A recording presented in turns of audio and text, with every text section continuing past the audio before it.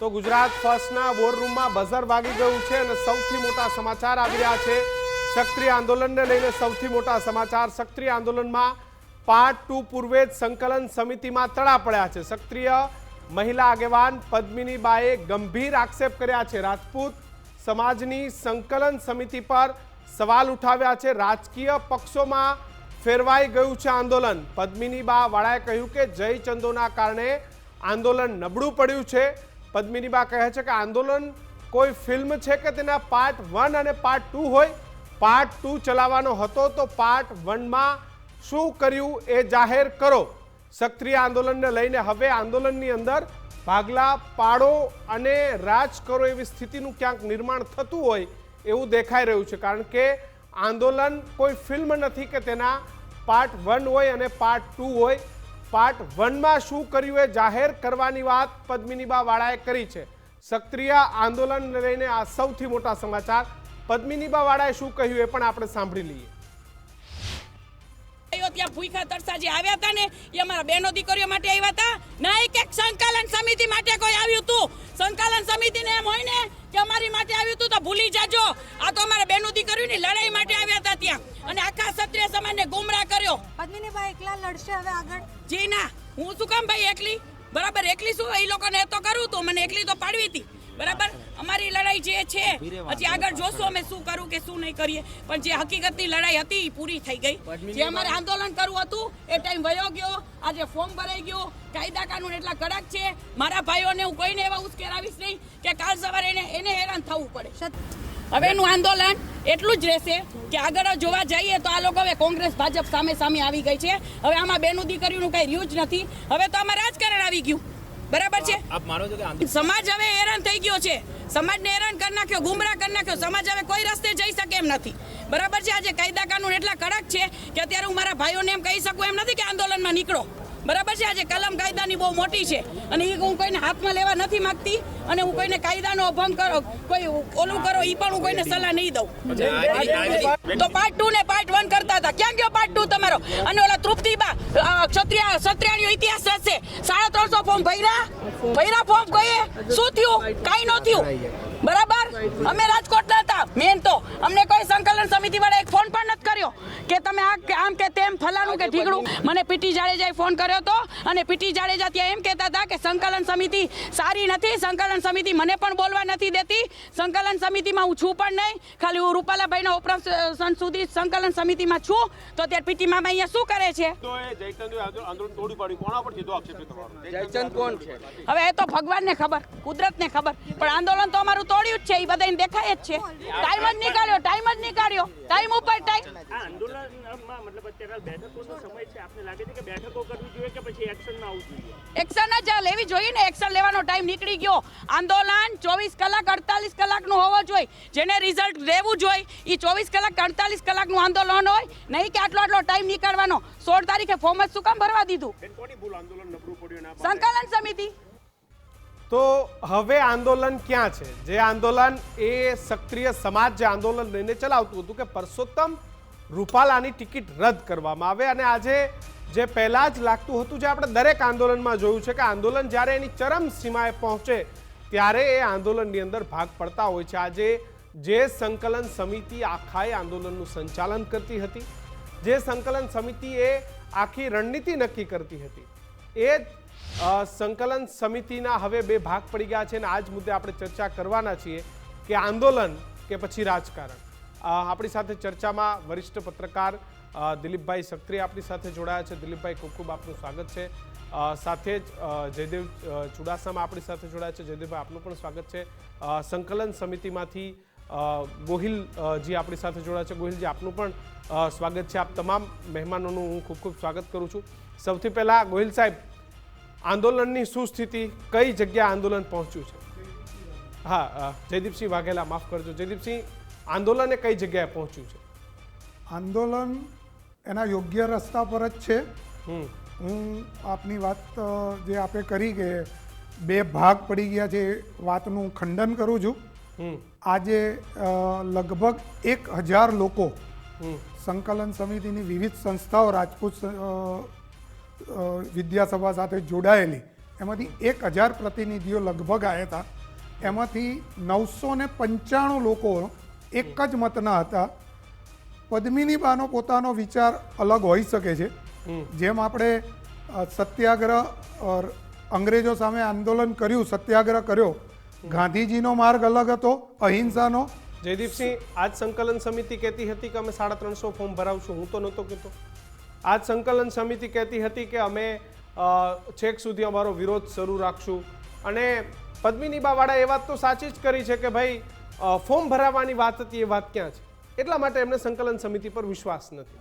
અને ખરેખર ફોર્મ નથી ભરાયા, હકીકત છે. ના ના, દરેક એક મુદ્દાના કારણે તમે કોઈના ઉપર આક્ષેપ કરો તો એ આક્ષેપ ખોટો છે. ઓકે, તમે સમજો, ધારો કે કોક એક સ્ટ્રેટેજી ઘડાઈ પણ એ ટેકનિકલ કારણોસર એ સ્ટ્રેટેજી ઉપર ચાલવું અશક્ય બન્યું હોય તો એના કારણે કંઈ સંકલન સમિતિ વેચાઈ ગઈ છે કે સંકલન સમિતિને આંદોલન કરવામાં રસ નથી એવું કેવું બિલકુલ ગેરવાજબી છે. આ આંદોલન એના યોગ્ય રસ્તા ઉપર ચાલી રહ્યું છે અને આ આંદોલન એના પરિણામલક્ષી દિશા તરફ ચાલી રહ્યું છે. ઓકે, જયદેવસિંહ. જયદેવસિંહ, શું કહેશો? અત્યારે તો એટલું જ કહીશ કે હાકલ કરે છે ક્ષત્રિયાની, ભાજપ તારા છે વળતા પાણી.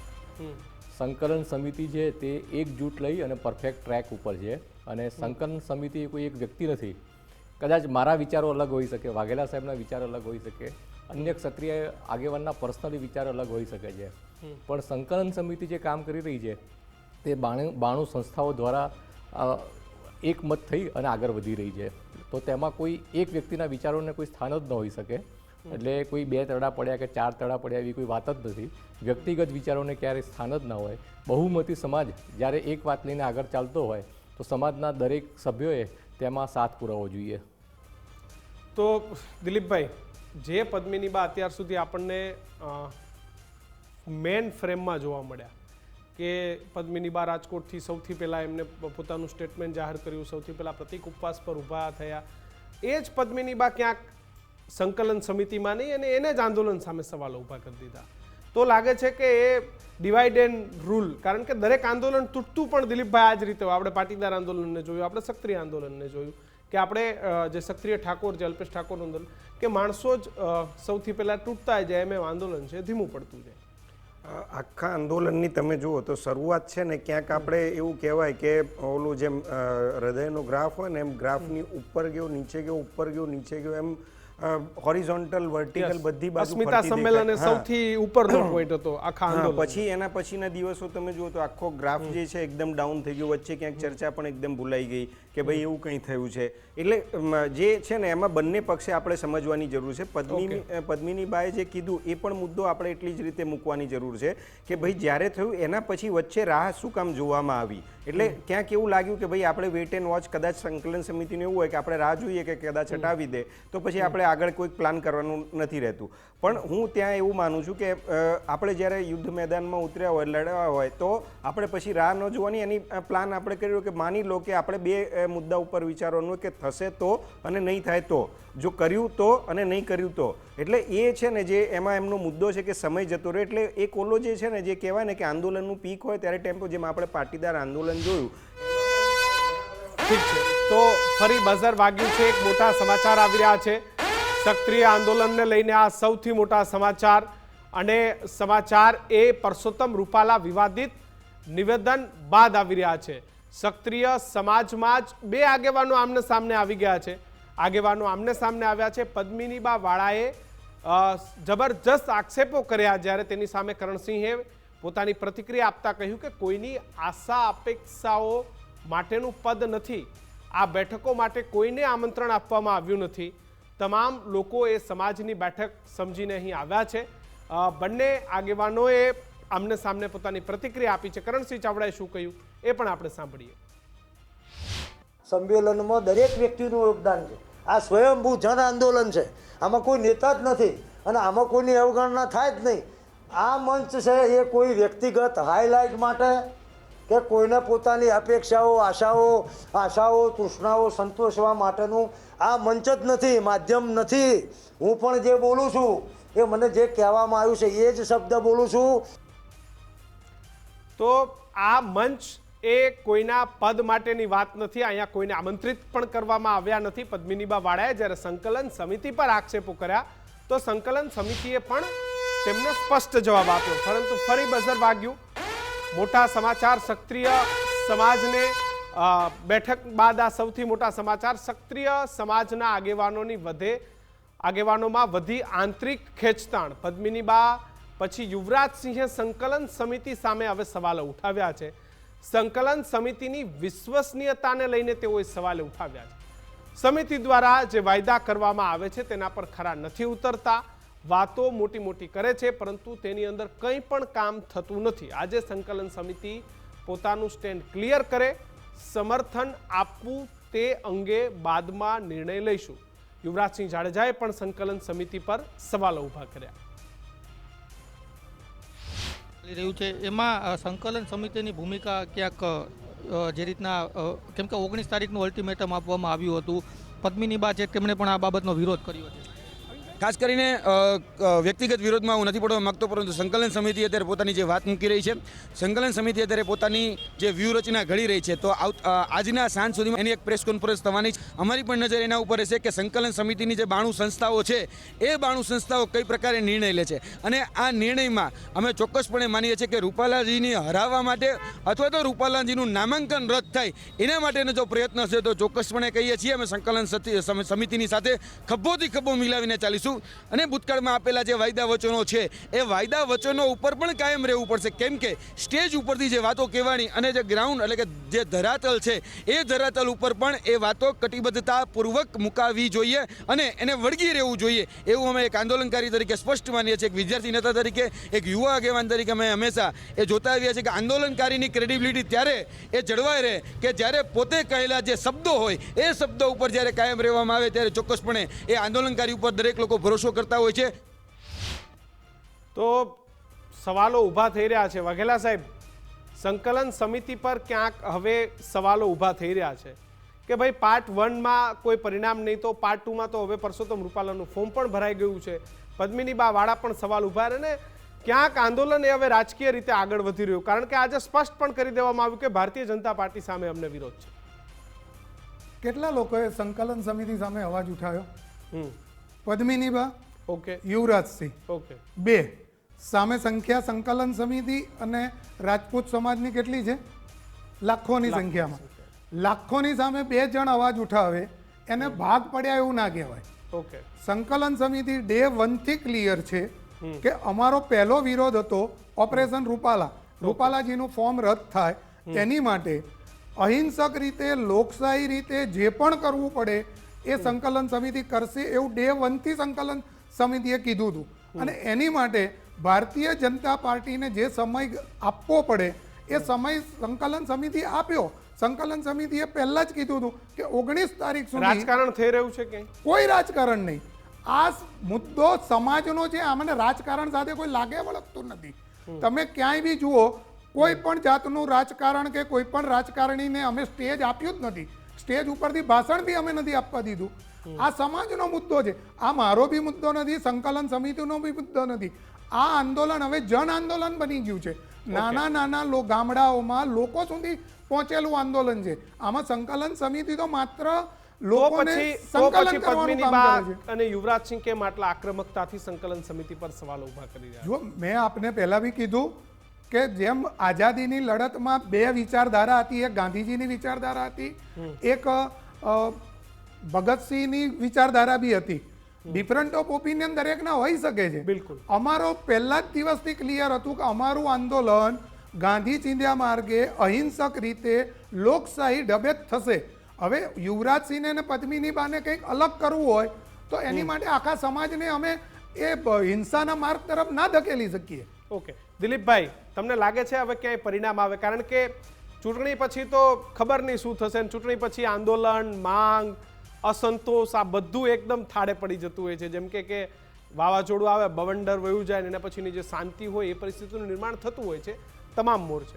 લાગે છે ક્ષત્રિય સમાજની જે આજે જે જાહેર કર્યું છે કે ભાઈ ભારતીય જનતા પાર્ટીની સામે હવે એમનો વિરોધ છે, પરિણામ શું, કોને ફાયદો, કોને નુકસાન, અને ક્ષત્રિય સમાજની જે લડાઈ છે એ હવે તમને ક્યાં સ્ટેજ પર દેખાઈ રહી છે દિલીપભાઈ?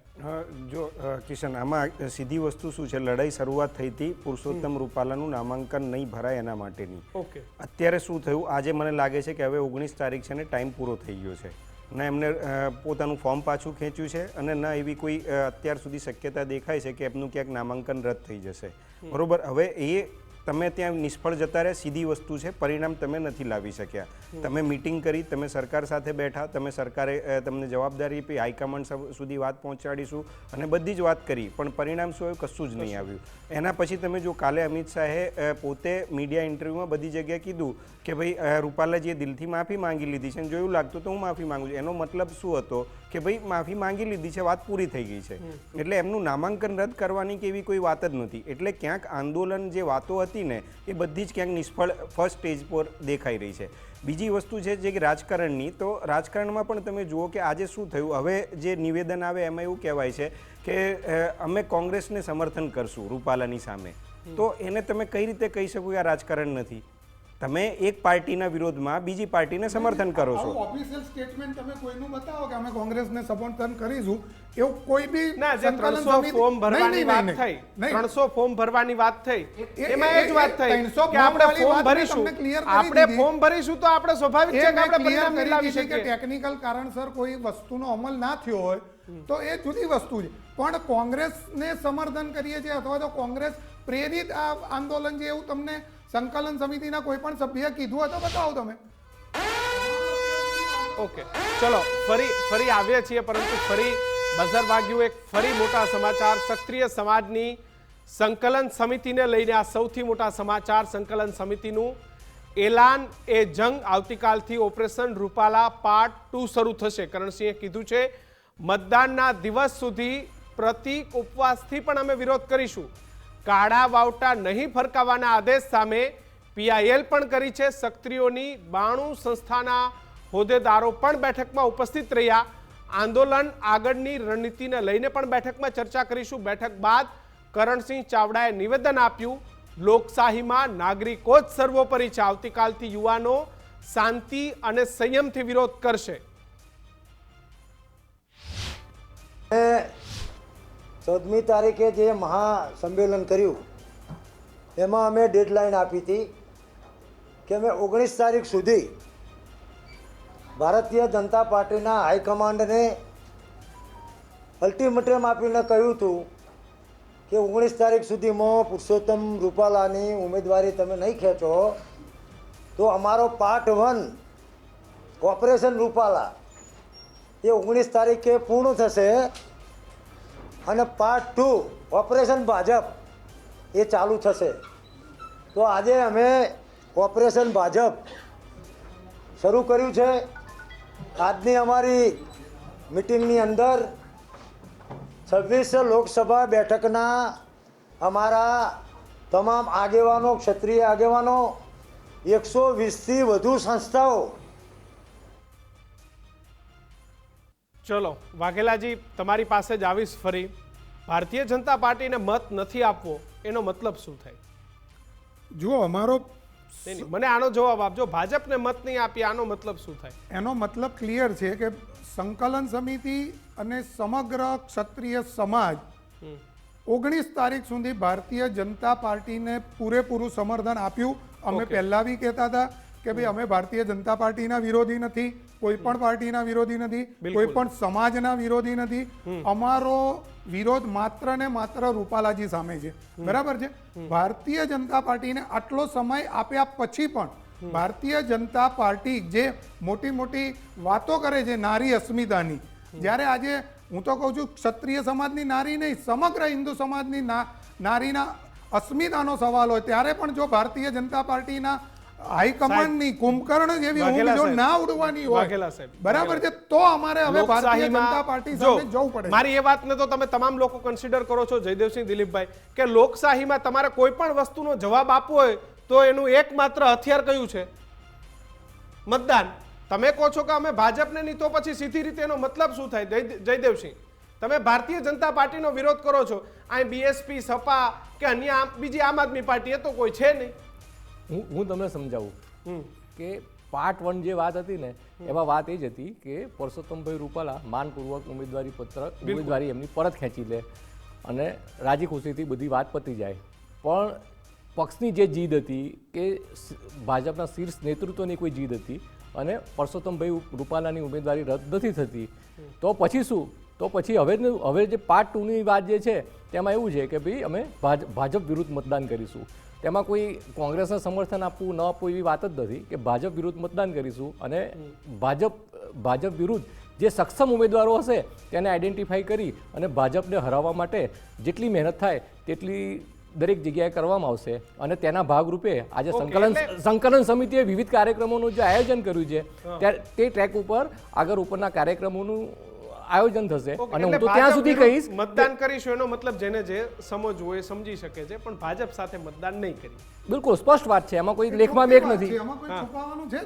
હા, એટલે હું એ જ કહું છું છુપાવવાનું નથી. એટલે એ દેખાય આવે કે દિલીપભાઈ ભાજપ વિરુદ્ધ મતદાન કરીશું એનો મતલબ શું થાય? એનો મતલબ એ બી થાય કે 26 બેઠકમાંથી કોઈ એવી બેઠક એવી હોય કે જેમાં અપક્ષ ઉમેદવાર સક્ષમ લાગશે તો અપક્ષ ઉમેદવારને વોટ આપશે. ઓકે દિલીપભાઈ, એટલે આમાં મૂળ છે ને જે એમને ક્લેરિફાઈ કર્યું કે કોઈ એક પાર્ટીને મત નથી આપવાનો, જે પણ ઉમેદવાર લાગશે એને મત આપીશું. મૂળ એને એવું કહી શકાય કે આપણે રાજકીય રીતે વિરોધ કરીશું. જે શબ્દ વાપરાતો નથી કે ભાઈ આપણે એને કઈ રીતે વિરોધ કરીશું. આને હું એવી રીતે સમજું છું, જ્યારે તમે એક પાર્ટીનો વિરોધ કરવા ઉતરો છો ત્યારે સામે તમે કોકનું શરણ લેવું પડે છે. કોઈ એક હવે તમારે ભાજપનો વિરોધ કરવો છે તો તમે કઈ રીતે કરશો?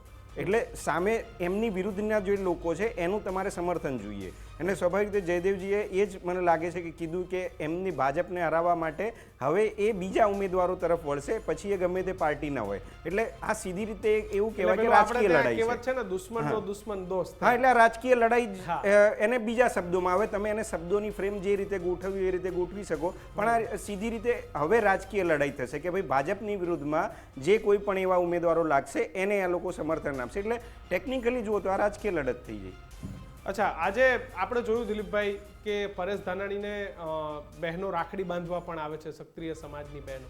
તો એ પણ એક ક્યાંક સ્પષ્ટ મેસેજ એ મળી જાય છે આના કોંગ્રેસ. હું એ જ કહું છું, કોંગ્રેસ તો રાજકારણ જ કરી રહી છે. આમાં શું છે કે એમને છે ને કોંગ્રેસ, તમે જો પરેશ ધાનાણીનું આખું વ્યક્તિત્વ જ જુદું છે. પહેલા તો એ ત્યાં નથી લડવા ના પાડતા, એમાં ક્ષત્રિયોનું આંદોલન ઊભું થયું એટલે એમને એમાં તક દેખાય કે વાહ હવે મારો સમય આમાં લગભગ લાગે છે કે આવી જશે, એટલે એ કૂદી પડ્યા પાછળથી આવીને. અને હવે એ પાછા એ સિમ્પથી જે છે ને ક્ષત્રિય સમાજની એ ગેઇન કરવા માંગે છે કે ભાઈ તમે આમને નથી આપવા માંગતા કે તમને આમનો વિરોધ છે તો મને આપી દો. અને એ છે ને એ બધા દેખાડા અત્યારે કરે છે કે ભાઈ આ છે ને ક્ષત્રિય સમાજની. એમને તમે જો જવતલિયા ભાઈથી માંડીને દરેક બધી વસ્તુઓ કરી કે ભાઈ હું એમની સાથે છું એમ. એટલે સ્વાભાવિક છે, મેં જેમ કહું છું ને વળી ચૂડીને આ આખો મુદ્દો છે ને રાજકારણના પરિઘની વચ્ચે આવીને ચલો પાર્ટ 1 માં તમને પરિણામ નથી મળ્યું, જે તમે પરિણામની આશા રાખતા હતા કે પરસોત્તમ રૂપાલાની ટિકિટ રદ થાય, એ તમારો પાર્ટ 1 હતો.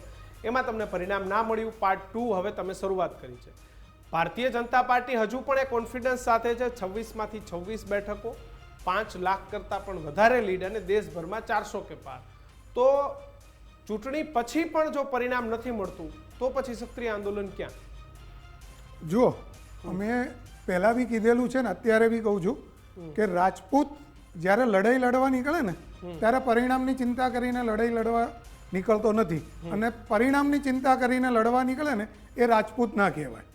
એટલે અમે અત્યારે અમારી બેન દીકરીઓની અસ્મિતા ઉપર જે સવાલ ઉઠ્યા છે એની સામે અમે દુનિયાની પહેલા નંબરની પાર્ટી સામે અમે અમારો લડત આપવા નીકળ્યા છીએ. બરાબર છે, અમને બી ખબર છે કે રસ્તો કઠિન છે, પણ કઠિન રસ્તાથી બી અને અમે અમારો રસ્તો બદલી નાખીએ કે ઘેર બેસી જઈએ તો અમે રાજપૂત કે ક્ષત્રિય કહેવાઈએ નહીં. એટલે અમે નક્કી કરેલા પ્રોગ્રામો સાથે લડવાના છીએ. પરિણામ જે બી આવે, સવાલ અમારા માત્ર લડતનો છે અને એ લડત અમે આપવાના છીએ. અને અમને વિશ્વાસ છે કે 100% અમે રૂપાલાજીને ઘેર બેસાડીશું અને ભારતીય જનતા પાર્ટીને હવે સબક શીખવાડવાનો સમય આવી ગયો છે. એ રાજપૂત સમાજ નહીં, બીજા સમાજો પણ કહેશે કે હવે આ સમય આવી ગયો છે. જયદીપસિંહ, આપ તો વર્ષોથી ભાજપ સાથે અને ભાજપને આપ ખૂબ સારી રીતે ચાહો છો, એ પછી આપ આ વસ્તુ ઉપર તમે હજી પણ અડગ છો? બિલકુલ. મેં જ્યારથી મતાધિકાર મળ્યો ત્યારથી આજ દિન સુધીમાં ભાજપ સિવાય ક્યારેય કોઈને વોટ આપ્યો નથી. પણ હાલમાં જે ભાજપની જે શીર્ષ નેતૃત્વની ભૂમિકા જોઈ અને એઝ એ ભાજપ પક્ષ તરીકે મને અત્યારે એટલી બધી પીડા પહોંચી રહી છે કે એક સામાન્ય મુદ્દાને આટલા અહંકાર સુધી લઈ જઈ અને પછી જે ડિસિઝન લઈ રહી છે અને જે રીતે ઇમ્પ્લિમેન્ટેશન થઈ રહ્યું છે તે અતિશય દુઃખદાયક છે. પણ હું કહીશ કે તેમનો જે અહંકાર છે જો ચોક્કસથી ટકશે નહીં અને આવનારા સમયમાં તેઓ જોઈ લેશે. અને હું કહીશ કે જે 26 બેઠકો છે ત્યાં એટલી ફાઇટ મળશે. અને આજે ગુજરાતના 33 જિલ્લા અને ગુજરાતના 252 તાલુકા દરેક જગ્યાએ એવા કાર્યક્રમો અપાશે અને સમાજના 18 વર્ણ છે ત્યાં સુધી અમારો મેસેજ જશે અને તેમને સાથે રાખી અને આ લડતને અમે તેની ચરમસીમા ઉપર લઈ જઈશું. દિલીપભાઈ, જેમ ભારતીય જનતા પાર્ટીનો કોન્ફિડન્સ હજુ પણ અડગ છે કે ભાઈ 400 પાર, અબકી બાર 400 પાર, 26માંથી 26 લોકસભા, ગુજરાતની બેઠકો પર તો 5 લાખનો જીતનો વિશ્વાસ. જો આ બધું પરિણામો પછી પણ જો સક્રિય સમાજને ચલો પરિણામો આવશે પછી કદાચ રૂપાલાની હાર જીતે 2 નંબરની વાત છે. જો હાર થાય તો સક્રિય સમાજે આપમેળે પોતાની લડાઈ જીતી જવાનો. પણ આ બધું થયા પછી પણ સક્રિય સમાજને એની જીત નથી મળતી તો તમને શું લાગે છે આગામી સમયમાં ભારતીય જનતા પાર્ટી માટે એ સક્રિય સમાજ એ કેટલું કારણ એવું બની જશે કે જે સક્રિય સમાજ દરેક ચૂંટણીઓ કે દરેક સમયે ભાજપની સામે કે પછી આંદોલન એકદમ ડાઉન થઈને બેસી જશે? જો હવે આંદોલન ક્યાં જશે ને, કારણ કે આપણે પાટીદાર આંદોલનની પણ પીક જોઈ છે ને એનો એન્ડ પણ જોયો છે, એટલે ક્યાં જઈને બેસી જશે ને એ નહીં કહેવાય. પણ એને છે ને આપણે ગુજરાત બહાર પણ જોવાની જરૂર છે. ગુજરાતમાં કદાચ ક્ષત્રિયો ક્યાંય એવા હરાવી શકે એવા પરફેક્ટ કાસ્ટ ઇક્વેશનમાં નથી બેસતા. પણ જો આ આંદોલન આખા દેશમાં બેસે છે અને હું તમને કહું આપણા પડોશી રાજ્ય રાજસ્થાન, એમપીથી થઈ યુપી, બિહાર સુધી પહોંચે છે તો આ આંદોલનની બહુ મોટી અસર કદાચ ભાજપને ભોગવવી પડશે આવનાર દિવસોમાં. આ ગુજરાતનું આંદોલન જો બહાર પહોંચે છે તો.